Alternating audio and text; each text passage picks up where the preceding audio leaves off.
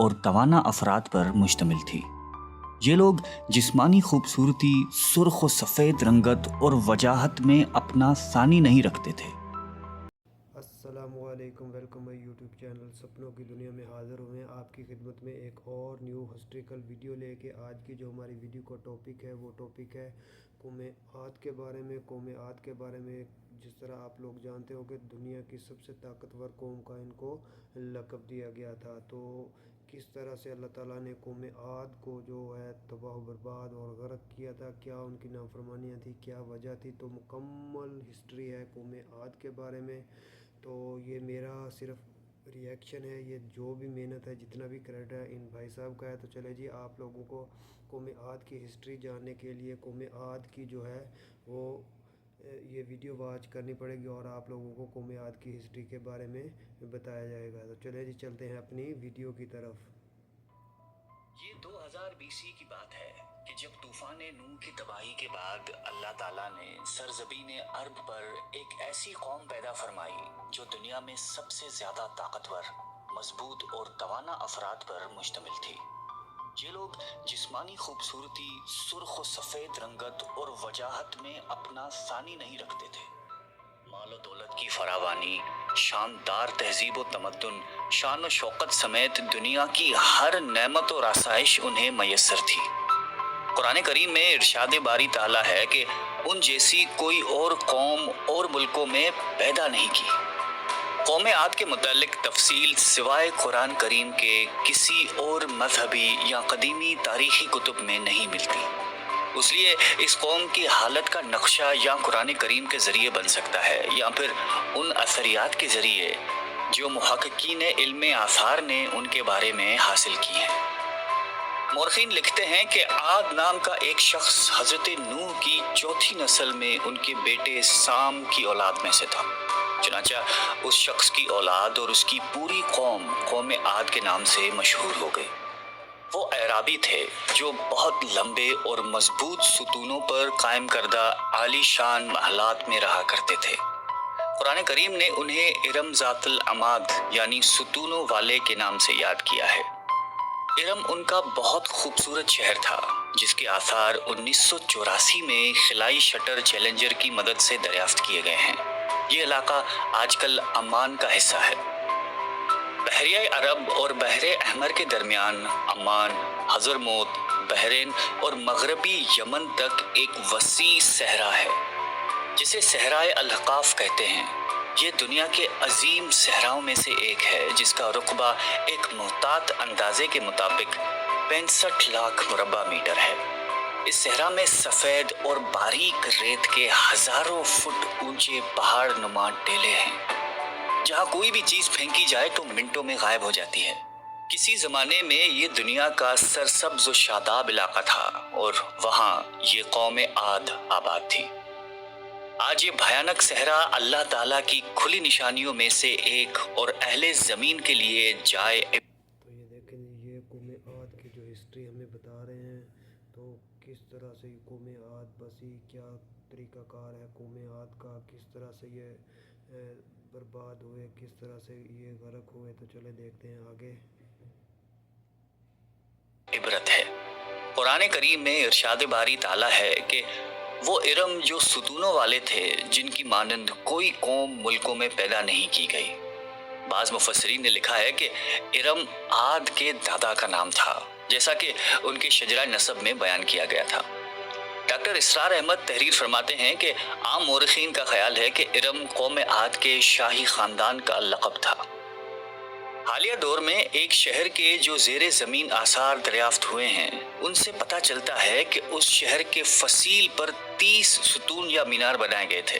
کہا جاتا ہے کہ یہ شہر شداد نے خصوصی اہتمام کے ساتھ بسایا تھا جو اس قوم کا بہت بڑا بادشاہ تھا۔ قد و قامت اور جسمانی قوت کے لحاظ سے دنیا میں اس کا کوئی ثانی پیدا نہیں ہوا۔ اس طرح اس قوم نے جس معیار اور جس انداز کی تعمیراتیں کی، ایسی تعمیرات اس سے پہلے دنیا میں کبھی کسی قوم نے نہیں کی۔ شاید اسی لیے یہ جگہ شداد کی جنت ارضی کے نام سے تاریخ میں مشہور ہے، تاکہ لوگ آخرت کی جنت کے بدلے اس نقد جنت کو اختیار کر لیں۔ مگر جب یہ عالی شان محلات تیار ہو گئے اور شداد نے اپنے روسائے مملکت کے ساتھ اس میں جانے کا ارادہ کیا تو ان پر اللہ تعالیٰ کا عذاب نازل ہوا اور وہ سب ہلاک ہو گئے اور وہ محلات بھی مسمار ہو گئے۔ اس اعتبار سے اس آیت میں قوم عاد پر آئی ایک خاص عذاب کا ذکر ہوا ہے جو شداد بن عاد اور اس کی بنائی ہوئی جنت پر نازل ہوا۔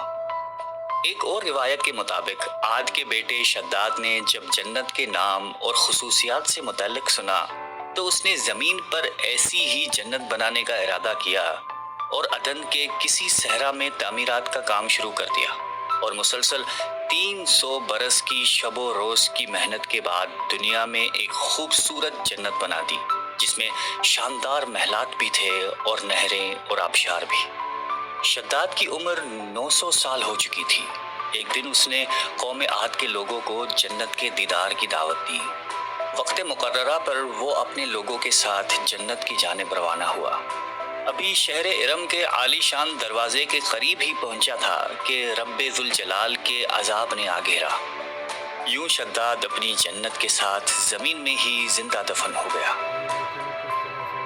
طوفان نوح کے بعد قوم عاد ہی وہ پہلی قوم تھی جو بتوں کی پجاری بنے۔ علامہ جلال الدین سیوطی اپنی تفسیر میں تحریر کرتے ہیں کہ قوم عاد نہایتی زوراور اور بہادر قوم تھی۔ وہ سب بت پرست تھے۔ مختلف کتب میں ان کے بتوں کے مختلف نام بیان کیے گئے ہیں۔ کچھ نے بتوں کے نام صدا، سمود اور ہرا بتائے ہیں۔ مورخین کی رائے کے مطابق ان کے معبود بھی قوم نوح کی طرح پتھر کے 5 بت یعنی ود، سوا، یغوث، یعوق اور نصر ہی تھے۔ کفر و شرک کے سمندر میں غرق قوم عاد کی بد اعمالیاں جب اپنی انتہا کو پہنچ گئیں تو اللہ تعالیٰ نے انہی کے قوم کے ایک نیک اور صالح بندے کو ان پر پیغمبر بنا کر مبعوث فرمایا۔ حضرت ہود قوم عاد کی سب سے معزز شاخ خلود کے ایک خوبصورت اور وجیح شخص تھے۔ حضرت ہود علیہ السلام نے ان سے کہا کہ بھائیو، ایک اللہ ہی کی عبادت کرو، اس کے سوا کوئی تمہارا معبود نہیں۔ قوم عاد کے سرداروں نے جواب دیا کہ تم ہمیں احمق نظر آتے ہو اور ہماری نظر میں تم جھوٹے ہو۔ حضرت ہود نے کہا کہ میں رب العالمین کا پیغمبر ہوں اور اللہ کا پیغام تم تک پہنچاتا ہوں۔ کہنے لگے تم ہمارے پاس اس لیے آئے ہو کہ ہم اپنے ان معبودوں کو چھوڑ دیں جنہیں ہمارے باپ دادا پوجتے تھے اور صرف ایک اللہ کی عبادت کریں۔ اگر تم سچے ہو تو جس عذاب سے ہمیں ڈراتے ہو وہ لے آؤ۔ حضرت ہود مسلسل 50 برس یا اس سے بھی زیادہ واعظ و نصیحت کرتے رہے۔ کبھی انہیں اللہ کی عطا کردہ نعمتیں یاد دلاتے تو کبھی عذاب الہی سے ڈراتے، کبھی طوفان نوح کی ہولناکیوں کا ذکر فرماتے، لیکن وہ غرور و تکبر میں اندھے اور بہرے بنے رہے۔ انہیں اپنی طاقت پر بڑا گھمنڈ تھا۔ ارشاد باری تعالیٰ ہے کہ قوم عاد ناحق ملک میں غرور کرنے لگی اور کہنے لگی کہ ہم سے بڑھ کر قوت میں کون ہے۔ قوم عاد کے 13 خاندان تھے۔ عمان سے لے کر یمن تک ایک طویل علاقے میں ان کی بستیاں تھیں۔ سرسبز و شاداب کھیت و کھلیان، پھلوں پھولوں سے لدے ہوئے باغات، میٹھے پانی کی بل کھاتی نہریں، خوبصورت آبشاریں اور تندرست و توانا قوی، مضبوط اور قداور جسامتیں، انہی سب نعمتوں نے انہیں شدید گھمنڈ میں مبتلا کر رکھا تھا۔ حضرت ہود علیہ السلام نے اپنی قوم کو راہ راست پر لانے کے لیے بڑی جدوجہد کی، لیکن قوم عاد آپ کو جادوگر اور سحر زدہ شخص خیال کرتے تھے کہ جنہیں ان کے پتھر کے باطل خداؤں نے دیوانہ بنا دیا تھا۔ بالآخر وہ لمحہ بھی آ گیا کہ جب حضرت ہود علیہ السلام نے بارگاہ الہی میں دعا فرمائی کہ اے میرے پروردگار، انہوں نے مجھے جھوٹا کہا ہے، اب تو میری مدد کر۔ فرمایا اے نبی، یہ تھوڑے ہی عرصے میں اپنے کیے پر پچھتانے لگیں گے۔ اللہ تعالیٰ نے اپنے نبی کی دعا قبول فرمائی اور قوم عاد پر عذاب کی ابتدا ہوئی۔ بادلوں کے فرشتے کو حکم ملا کہ اب بارش نہ برسائی جائے۔ چشموں کے فرشتوں کو حکم ملا کہ ان کے چشموں اور آبشاروں کو خشک کر دو۔ دیکھتے ہی دیکھتے شادابی ویرانی میں بدل گئی، مویشی مرنے لگے، پھل اناج ناپید ہو گیا۔ پوری قوم خشک سالی کا شکار ہو کر بدحال و پریشان ہو گئی۔ یہ سلسلہ مسلسل 3 سال چلتا رہا۔ نبی سے قوم کی یہ پریشانی دیکھی نہ جاتی تھی۔ مسلسل واعظ و نصیحت کرتے رہتے اور فرماتے کہ اے میری قوم، اپنے پروردگار سے بخشش مانگو، پھر اس کے آگے توبہ کرو، وہ تم پر آسمان سے مینا برسائے گا اور تمہاری طاقت اور قوت میں اضافہ فرمائے گا۔ کہنے لگے ہود، تم ہمارے پاس کوئی دلیل ظاہر نہیں لائے، ہم صرف تمہارے کہنے سے نہ تو اپنے معبودوں کو چھوڑنے والے ہیں اور نہ تم پر ایمان لانے والے ہیں۔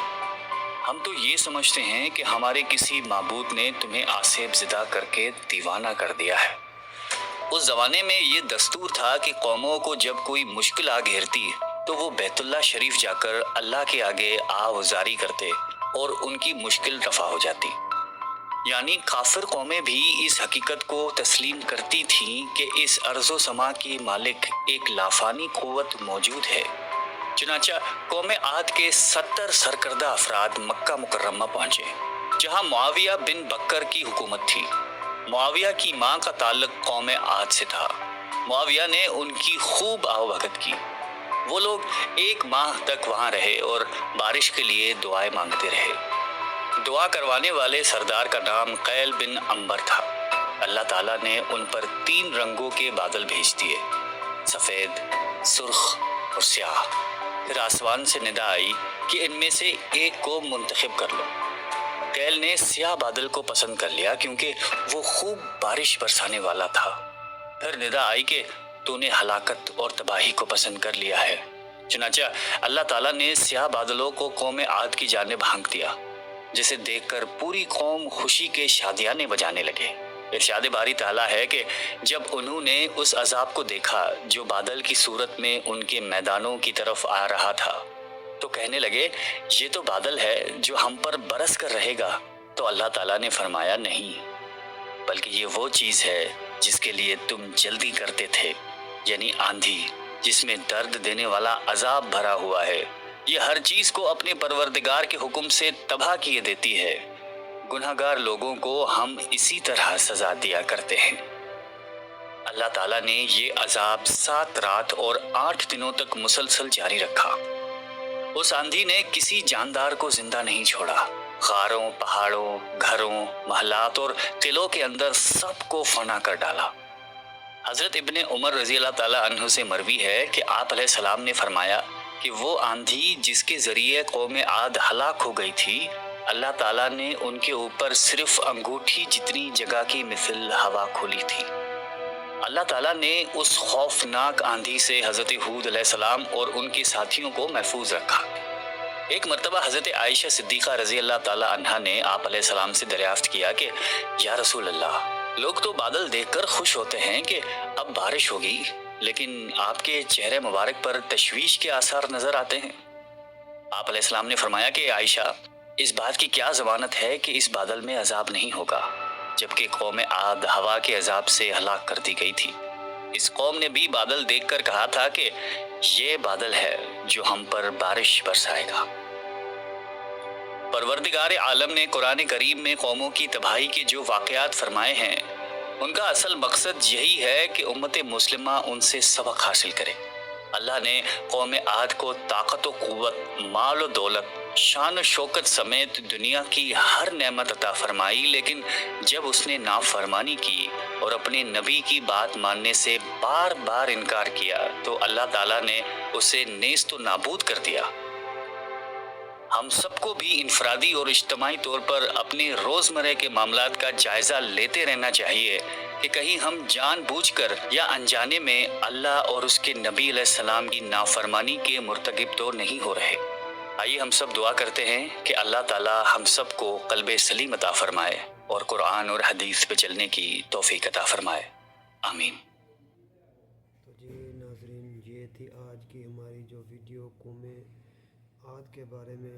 امید کرتے ہیں کہ آپ کو یہ ہماری ویڈیو اچھی لگی ہوگی۔ اگر اچھی لگی ہو تو چینل کو سبسکرائب کر لیں، ساتھ لگے بیل آئیکن کے بٹن کو بھی پریس کر دیں تاکہ آنے والی ہر لیٹسٹ ویڈیو آپ لوگوں تک بر وقت پہنچتی رہیں۔